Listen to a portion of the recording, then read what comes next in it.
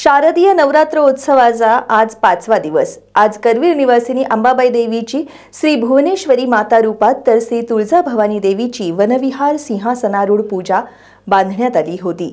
5व्या माळेला दर्शन घेण्यासाठी भक्तांनी गर्दी केली होती।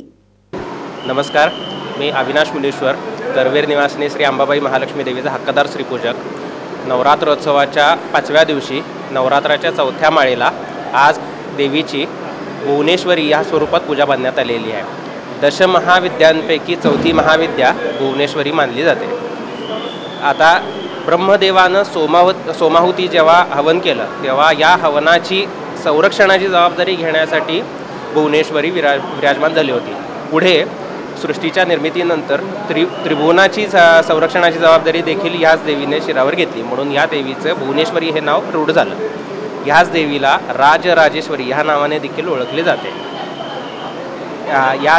ही देवी कमलासनामध्ये विराजमान असून देवीच्या हातामध्ये अंकुश आणि राजपाश आहेत। नमस्कार, आज शारदीय नवरात्रोत्सव दिवस 5व्या माळेला आई तुळजाभवानी देवीची वनविहार सिंहारूढ रूपात पूजा बांधण्यात आली।